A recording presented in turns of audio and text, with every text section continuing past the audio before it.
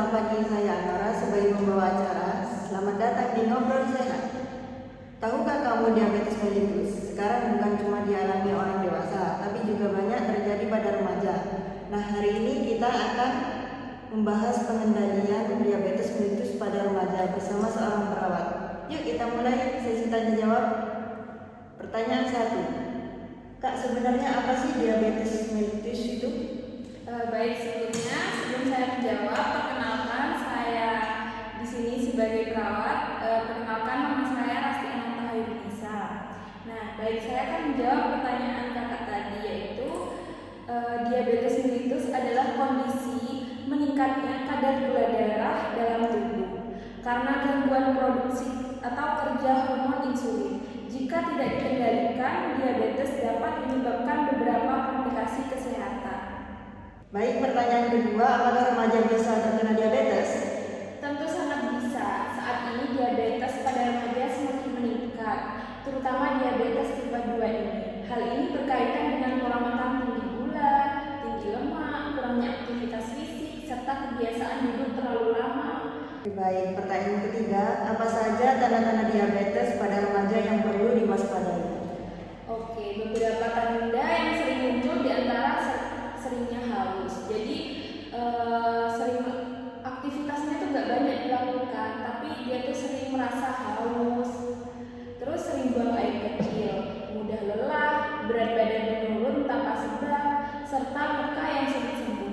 Jika mengalami gejala tersebut, sebaiknya segera periksa ke fasilitas kesehatan. Oke, selanjutnya pertanyaan yang keempat. Lalu bagaimana cara pengendalian diabetes mellitus pada remaja?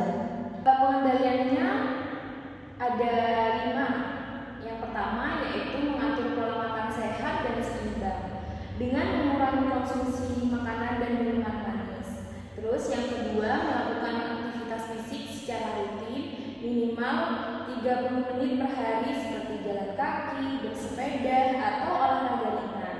Yang ketiga, memantau kadar gula darah secara berkala sesuai anjuran tenaga kesehatan. Dan yang keempat, mengelola stres dan istirahat yang cukup, karena stres juga mempengaruhi kadar gula darah. Dan yang kelima, patuh terhadap pengobatan atau terapi. Seperti itu. Oke, selanjutnya pertanyaan terakhir, pertanyaan kelima. Sebagai perawat, apa peran perawat dalam pengendalian diabetes?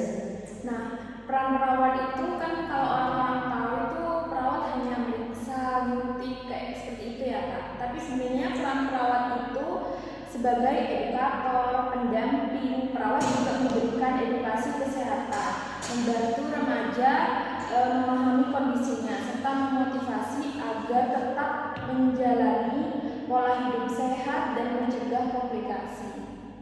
Nah, baik sahabat sehat, jadi diabetes pada remaja bisa dikendalikan dengan pola hidup sehat, aktivitas fisik rutin, dan kontrol kesehatan secara teratur.